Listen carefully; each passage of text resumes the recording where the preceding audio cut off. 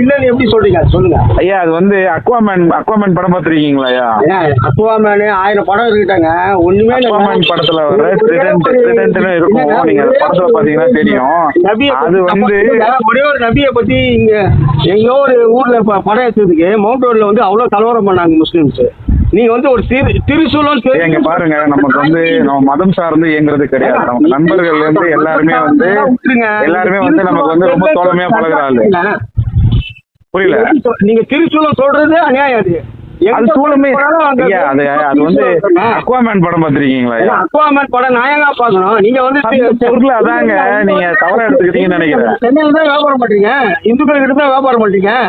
இங்க பாருங்க, எனக்கு நான் மதம் இந்த பாருங்க, நீங்க இந்து முஸ்லீம்லாம் நமக்கு கிடையாது. நம்ம வந்து மதம் சார்ந்து யாருடைய பழகிறது கிடையாது.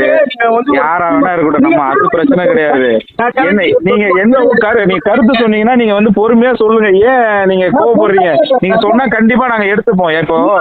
இப்போ நீங்க உங்களை மாதிரி அது மதம் சார்ந்தே சொல்ல, நீங்க நம்ம மக்கள் பாக்குறீங்கல்ல, உங்களாலதான் எங்களுடைய வர்க்கம் ஓடுது. ஒரு நீங்க கோவப்படுத்தாம இதான் பண்ணுவீங்க. ஐயோ சார், நாங்க இந்த படத்தை பாருங்க, அங்க படத்தை பாருங்க நீங்க. ஐயா அப்படி கிடையாது. அது வந்து இது என்ன சார், இது சூலமானு கேட்டீங்க. ஐயோ இல்லங்க ஐயா, அது சூலம் கிடையாது. அக்வாமேன் படத்துல ட்ரிடென்ட் வரும், அது வேறு மாதிரியே தான் இருக்கும். அக்வாமேன் எந்த ஊர்ல வந்தது? அக்வாமேன் படம் தமிழ்நாடுக்குள்ள ரிலீஸ் ஆகுது சார். ஆச்சு நம்ம வந்து அந்த நோக்கில போட்டோம். அது வந்து இப்பதான் என் நண்பர் பேசினாரு. மச்சான் ஐயா இருங்க பேசுறது கேளுங்க ஐயா. மச்சான் தமிழ்நாடு பூரா ஐயா அதுக்கான சொல்யூஷனுமே சொல்றேங்க ஐயா. பேசுறத கேட்டீங்கன்னா சொன்னா உங்களுக்கு வழங்கும். நீங்க கேளுங்க. மனசு பாதிக்கப்பட்டேன். நீங்க ஐயா நான் உங்களுக்கு சொல்யூஷனும் சேர்த்து சொல்றேங்க ஐயா. புரியுங்க, நாங்க தான் மனசு பாதிக்கப்பட்டோம். நீங்க மனசு எனக்கு புரியுதுங்க ஐயா. நான் அதுதான் இப்ப நம்ம என் நண்பர் வந்து பேசினாப்ல, போன் பண்ணி பள்ளி நண்பர் ஒருத்தர் பேசினாரு. மச்சான் இந்த மாதிரி இருக்குடா, நம்ம பசங்க நம்ம பள்ளி நண்பர் தீநகர் வாசி ஒருத்தர், நம்ம நண்பர் ஒருத்தர் பேசினாப்ல. இந்த மாதிரி மச்சான் கொஞ்சம் பார்த்தா ஏதாவது யாராவது தப்பா நினைச்சுக்க போறாங்கடா அப்படின்னாப்ல. சரி மச்சான், நான் எடிட்டர் சொல்லி ரிமூவ் பண்ண சொல்லிடுறேன், பாத்துக்கலாம், ஒன்றும் பிரச்சனை இல்லை. ஏன்னா நமக்கு எல்லா நிதியிலையும் நட்பு தேவைங்க. இன்னைக்கு மத்தியானம் கூட பேஸ்புக்ல உட்காந்து லைவ்ல தாங்க பேசிட்டு இருந்தேன். அது எப்படிங்க ஒருத்தங்களை நான் யாருமே இந்த பகைச்சிக்கிட்டு தவறா புரிஞ்சுக்கிட்டு அப்படி ஒரு விஷயம் வந்து நமக்கு பிடிக்காது. நமக்கு வந்து அரசியல் ரீதியா நிறைய நண்பர்கள் எல்லாரும் வர்றாங்க, எல்லாத்துலயும் தள்ளி இருந்து நம்ம வேலையை பாக்குறோம். அதை அரசியல் ஆக்கி கொண்டு பண்றதுன்னு எனக்கு ஆசை கிடையாது, என்ன சார்ந்தவங்களும் ஆசை கிடையாது. திருப்பரங்குன்றம் வந்து பிரச்சனை போகும்போது நீங்க திடீர்னு ஒரு கலவரத்தை தான் உண்டு பண்றீங்க, அப்படிதான் சொல்லலாம். ஐயா நானும் மதுரை தாண்டி ராமநாதபுரம் இருந்தாங்க. நமக்கு வந்து அது வந்து அந்த ஊர் மக்கள் முடிவு பண்ண வேண்டிய விஷயம். அந்த பொலிட்டிக்ஸ் இது நான் டிவி டிபேட்டா இருந்தா பேசலாம். நம்ம இதுல உட்காந்து என்னத்த பேசுறது பிரச்சனை வருது. நீங்க போல ஐயா அதான் இங்க பாருங்க ஐயா, அதான் உங்களுக்கு சேர்த்து சொல்லிச்சுன்னு சொல்றேங்க ஐயா. இங்க பாருங்க, அது வந்து கண்டென்டா, அது வந்து ட்ரிடென்ட் நினைச்சு பசங்க போஸ்ட் பண்ணது. கிண்டல் பண்ணிட்டு போலான்ற ரேஞ்சில் ஐயா கிண்டல் நீங்க தப்பா எடுத்துக்கணும். கிண்டல் பண்ணா இங்க பாருங்க நான் உங்களுக்கு ஒண்ணு சொல்றேன், நீங்க தெரிஞ்சுக்கங்க. என்னோட சின்ன வயசுல எங்க அப்பா வந்து ஒரு கடை, மளிகை கடை வச்சிருந்தாரு ஒரு கோயிலுக்கு பின்னாடி. சொல்றேன் கேளுங்க, நீங்க அவமதிக்கிறேன்னு சொல்றீங்கல்ல, அதுக்காக உங்களுக்கு சொல்றேன். கோயிலுக்கு பின்னாடி ஒரு கடை வச்சிருந்தாருங்க ஐயா. நீங்க ஐயா நீங்க கொஞ்சம் பொறுமையா கேட்டீங்கன்னா உங்களுக்கு சேரும். நீங்க கத்தி கோவப்பட்டீங்கன்னா எதுவும் சேராது உங்களுக்கு. பொறுமையா இருக்க மாட்டீங்களே. மதத்தோட சிம்பல் வந்து நீ தவறா பேசுனதுக்கு, அதுவும் தேவையில்லாத பேசுறேன் தவறா பண்ணதுக்கு நீங்க வந்து மன்னிப்புக்காக கேட்டாகணும். ஐயா நீங்க அப்படி எடுத்துக்கிட்டீங்கன்னா வந்து நான் உங்களை நண்பரா நினைச்சு நான் மன்னிப்பு கேட்பேன். அது ஒன்னும் பிரச்சனை இல்லையா. நீங்க வந்து உங்களுக்கு அப்படி சேர்ந்துருக்குன்னா மேபி நீங்க அந்த படம் பார்க்கல, அதனால உங்களுக்கு சேர்ந்து நீங்க மன்னிப்பு கேட்டுட்டு நண்பரா நினைங்க நானும் சொல்றேன். நானும் நல்ல நண்பரா உங்களுக்கு சொல்றேன். உங்களை பத்தி எத்தனையோ ரிவ்யூ பார்த்து எத்தனையோ வந்து நான் கமெண்ட்ஸ் போட்டுக்கிறேன். உங்களை பத்தி நல்லபடியா எனக்கு புரியும், எல்லாமே தெரியும். நீங்க ஆனா இன்னொன்னு நினைக்கலையே ஐயா. நான் ஒண்ணு சொல்றேன், நீங்க வந்து இதை தவறா எடுத்துக்காதீங்க. நான் தம்பிங்கிட்ட சொல்லி நான் அதை வந்து சரி செய்ய சொல்றேன், அதை ரிமூவும் பண்ண சொல்றேன். சரிங்களா? நீங்க வந்து ஐயா நீங்க போட்டுட்டு சும்மா தொட்டு பார்த்து ஊருக்கா மாதிரிலாம் போக கூடாதுங்க. ரிமூவ் பண்ணிட்டு நீங்க மன்னிப்பு கேட்டே ஆகணும். அந்த இடத்துல மன்னிப்பு தான் கேட்கணும். மன்னிப்பு கேட்கலன்னா சத்தியமா சொல்றேன் இது நல்லா இருக்கு. ஐயா நான் வந்து உங்கள்கிட்ட தான் சொல்றேனே, நீங்க வந்து தவறா எடுத்துக்காதீங்க. வழியில தாங்க போட்டீங்க. முருகன்ற தனிப்பட்ட நான் வந்து பேரு எல்லா அட்ரஸ் எல்லாத்தோடும் உங்ககிட்ட சொல்லிட்டு தான் போன் பேசுறேன். புரியுங்களா? ஐயா நீங்க வந்து பாருங்க, பேரு அட்ரஸ் அந்த பிரச்சனை எல்லாம் எனக்கும் எதுவும் கிடையாது. நம்ம தான் இங்கதான் வியாபாரம் பண்றோம், இந்த ஊர்ல தான் வாழ்க்கை, அதெல்லாம் வேற விஷயம். பொது வெளியில போட்டுதான் நீங்க மன்னிப்பு கேட்டாதான் ஆகணும். கண்டிப்பா மன்னிப்பு கேட்டதான் ஆகணும். ஐயா அதுதான் சொல்றேன். நீ மன்னிப்பு கேட்கறீங்க. நீங்க தவறா எடுத்துக்காதீங்க. இது உங்க மனசை புண்படுறதுன்னா நீங்க வந்து இதை வந்து அப்படி எடுக்க வேண்டாம். நம்ம அப்படி நினைச்சு பண்ணல. இந்து மதத்தாருடைய அடையாளத்தை வந்து நீங்க போட்டு தப்புதானே. இங்க பாருங்க, என்கிட்ட வந்து வேலை செய்யறவங்களும் என்கிட்ட இந்து மக்களும் வேலை செய்யறாங்க, கிறிஸ்து மக்களும் வேலை செய்யறாங்க, எல்லாமே வேலை செய்யறாங்க. நம்ம அப்படிலாம் பிரிச்சு பாக்குறது இல்லைங்க. 99% பேர் இந்து மானை கேட்டு சாப்பிடறான் அப்படின்னா நாங்க சொல்லணும். நீங்க வந்து அதான் நான் உங்கள்கிட்ட அதான் சொல்றேன். நீங்க வந்து அதை வருத்தப்படாதீங்க. நீங்க அதுக்கு வந்து நீங்க என்ன மன வருந்துறீங்கன்னா அதுக்கு நம்ம உடம்பார வந்து நீ மன்னிப்பு கேட்கணும். நீங்க பேசுறத கேட்டாதான் நான் மன்னிப்பு கேட்டாலும் உங்களுக்கு கேட்கும். கொஞ்சம் பொறுமையா கேளுங்க ஐயா. நான் பொறுமையா கேட்கணும். நான் இதே மாதிரி ஒரு மத சிம்பலை போட்டு நான் ஒரு இந்துவா இந்த மத சிம்பலை போட்டு நான் என்ன பண்ணியிருந்தா இன்னால இன்னைக்கு எத்தனை முஸ்லீம் என்ன ட்ரெண்ட் பண்ணிருக்கீங்க? மத சிம்பலா? ஏன் அது மத சிம்பலா? நான் எப்படி யோசிக்கிறீங்க? நீங்க பேசுறதுல மன்னிப்பு கேட்டே ஆகணும். நீங்க எடுக்கிறதால பிரச்சனை கிடையாது, மன்னிப்பு கேட்டே ஆகணும். ஐயா அதாங்கய்யா, நீங்க வந்து இதை தவறுதான் நினைக்க வேணாம், மன்னிச்சுக்கீங்க. நீங்க வந்து மன்னிப்பு கேட்கறீங்க. பொதுவெளியில போட்டீங்களா, அந்த பொதுவெளியில உங்களை வந்து ஒரு பல லட்சம் பேர் ஃபாலோ பண்றாங்க. அவங்க கிட்ட மன்னிப்பு கேளுங்க. ஐயா நான் வீடியோ அந்த போட்டோ அவங்க போட்டே 1 hour கூட ஆகலங்க ஐயா. அவ்வளவு பேர் சேர்ந்து இருந்திருக்காது. 1000 பேர் கூட பாக்குறீங்க, 100 பேர் பாக்குறீங்க. 100 பேர் 99 பேர் இந்துங்க. ஐயா நீங்க வந்து பாருங்களேன், நான் வந்து பசங்கள்ட்ட சொல்லி அது என்னவோ அதுக்கான வழிவகையை பண்ண சொல்றேங்க. நீங்க வந்து தவறுதெல்லாம் நினைச்சுக்காதீங்க. எல்லாரோட நட்பும் எல்லாரோட ஃப்ரெண்ட்ஷிப்பும் எங்களுக்கும் தேவை. நாங்க யார்ட்டையும் அப்படி நடந்துக்கிறது கிடையாது. நீங்க அப்படி நினைச்சுக்காதீங்கன்னு உங்கள்ட்டையும் பர்சனலா கேட்டுக்கிறேங்க ஐயா. புரியுதா உங்களுக்கு? என் மதத்தோட சிம்பலை வந்து நீங்க அசிங்கப்படுத்திட்டீங்க. அதுவும் இந்த நேரத்தை திருப்பணம் பண்ற மாதிரி இந்த மாதிரி ஒரு விஷயம். ஐயா இங்க பாருங்களேன், நம்ம யாரையும் அசிங்கப்படுத்தி எதுவும் கிடைக்காதீங்க. நீங்க பாருங்க, நான் அந்த யூடியூப் ஃபீல்ட்ல 7 வருஷமா இருக்கேன். இப்படி ஏதாவது கான்ட்ரவர்சி பண்ணி தான் வளரணும்னா நான் எப்படியோ பண்ணிருப்பேன். அப்படி பண்ண ஆளும் கிடையாது, பண்ணதும் கிடையாது. இவ்வளவு வருஷத்துல நான் எவ்வளவு வருஷமா வீடியோ பண்ணிட்டு இருக்கேன் தெரியுமா?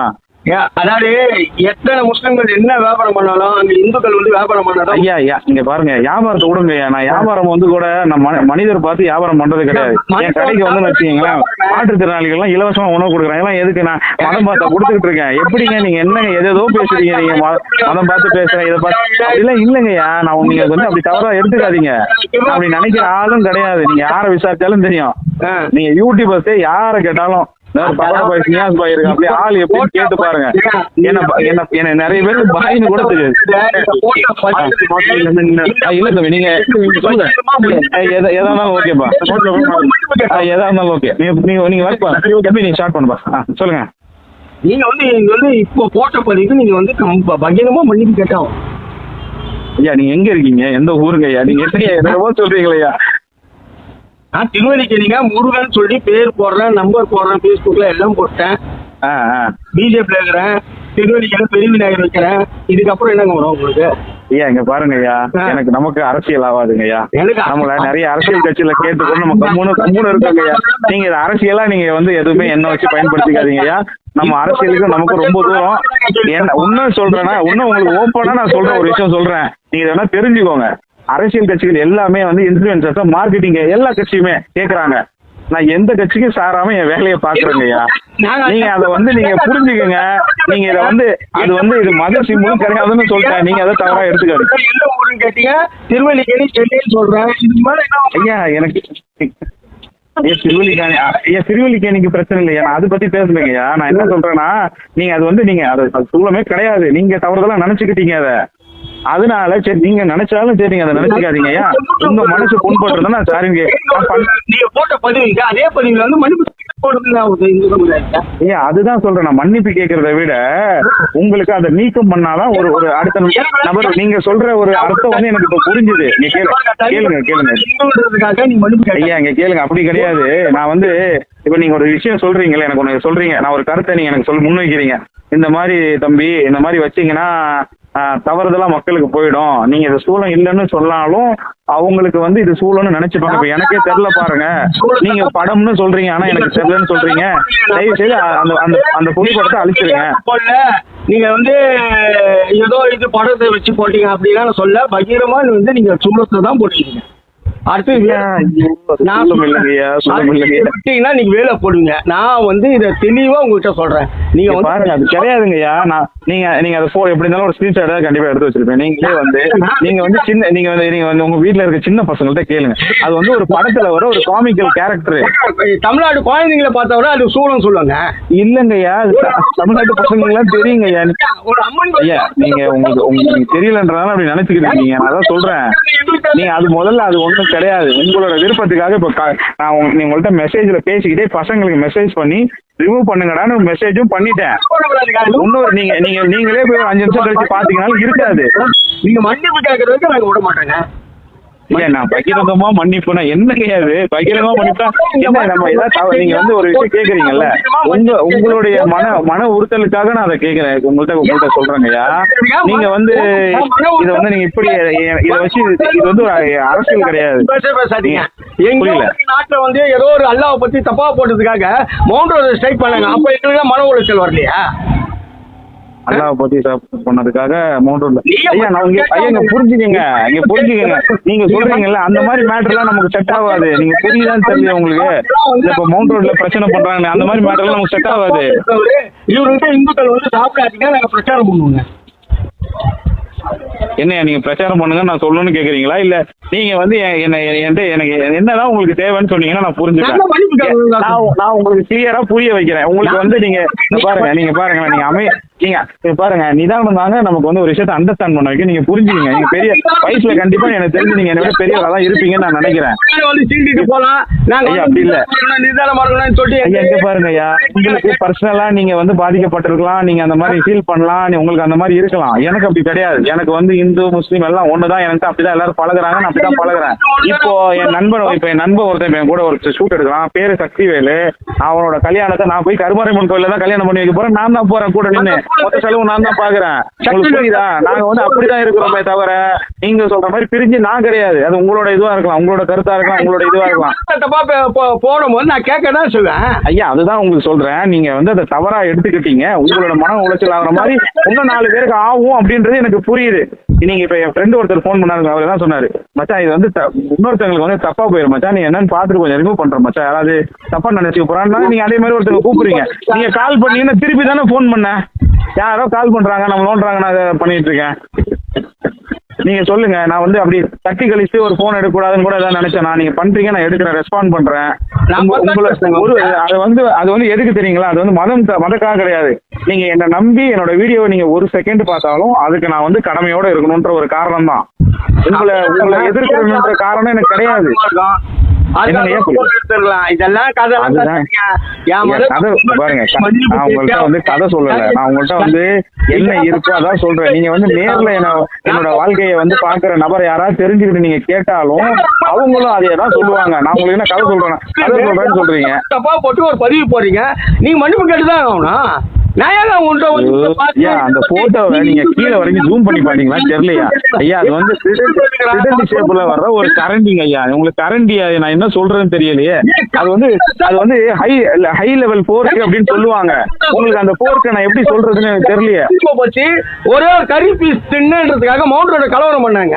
ஐயோ கறி ஐயா அது ஒரு கரண்டிங்க ஐயா அப்படின்னு என்ன சொல்றதுன்னு எனக்கு புரியலைங்க உங்ககிட்ட. எனக்கு அதுதான் தப்பு சொல்றேன் ஐயா. நீங்க பாருங்க, கேட்கறதுக்கு எனக்கு ஏன் தெரியுங்களா, நான் பதில் கோவம் கூட படாம பேசுறேன். உங்களுக்கு வந்து அது சரியா சேரலன்றதுனாலதான் எனக்கே வந்து அதுக்கு கோவப்படவும் தோணல. மத வெறி. ஐயோ நீங்க வேற, நீங்க என்ன போய் மத வெறின்னு சொல்றீங்க பாருங்க. அதான் கேட்டா நம்ப மாட்டாங்க ஐயா. இங்க பாருங்க, தம்பி பைக் எடுத்து ஓரம் விடு. பைக் ஏன் நடுவில் விட்டுருக்க? ஓரம் விடு. சாவி வச்சிருக்க, வண்டி எடுத்து ஓரம் விடு. சொல்லுங்க. ஆட்டோ இருக்கட்டும்பா, ஓரம் விடுப்பா. ஹலோ சொல்லுங்க ஐயா. அதான் அது வந்து ஒரு கரண்டிங்க ஐயா, ட்ரிடன்ட் ஷேப்ல இருக்க கரண்டி. அது வந்து அப்பாம்பன் கரண்டி, திருசூல மாடல். அத கரண்டி சொன்னீங்கன்னா இதுதான் பகோடா தான்ப்பா. சரிங்களா? நீங்க போட்டது வந்து கரண்டி கிடையாது, திருசூல மாடல் ஐயா. அதுதாங்க ஐயா. அது வந்து உங்களுக்கு அதை நீங்க திருசூலம் நினைச்சுக்கிட்டீங்க, அது கரண்டி. ஏங்க உங்களுக்கு கரண்டிங்க, திருப்பி மதவெறி. ஐயோ அப்படி இல்ல ஐயா. அது வந்து விக்குதுங்க ஐயா, அப்படி விக்குதுங்க ஐயா. உங்களுக்கு என்ன சொல்றதுன்னு எனக்கு தெரியலையே. உங்களுக்கு அது அப்படி சேர்ந்துருக்கு. நான் என்ன சொல்றதுன்னு தெரியல. எனக்கு. இப்ப வரைக்கும் அதான் சொல்றீங்க, கரண்ட் அதான் தப்பு. ஐயா சரி ஓகேங்க ஐயா. இப்போ உங்களுக்கு அது வந்து உங்க பார்வை. ஆமா தம்பி, நன்றிப்பா போயிட்டு வாங்கப்பா. ஐயா அதான் நான் என்ன சொல்றேன்னா, அது வந்து நாங்க வந்து அது கரண்ட் தான் போட்டோம். உங்களோட மன உளைச்சலுக்கு அது தவறா நடந்தா நான் பர்சனலா உங்களுக்கு மன்னிப்பு கேட்டுக்கிறேன். ஏங்க பர்சனலா மன்னிப்பு கேட்டீங்க போட்ட இதுதான் நான் உங்களுக்கு சொல்றேன். இப்ப நீங்க என்கிட்ட வந்து 15 நிமிஷம் பேசுறீங்க. நான் என்ன சொல்றேன் தெரியுங்களா, நம்ம வந்து நீங்க வந்து தம்பி நீங்க வந்து என்கிட்ட என்ன நீங்க வந்து ஒரு நான் வந்து உங்களை வந்து நீங்க வயசுல பெரியவரா இருப்பீங்கன்னு நினைச்சனும் சொல்றேன். நீங்க தம்பி இந்த மாதிரிப்பா நீ பண்ணது வந்து ஒரு மாதிரி இருக்கு, கொஞ்சம் பார்த்து ரிமூவ் பண்றப்பா.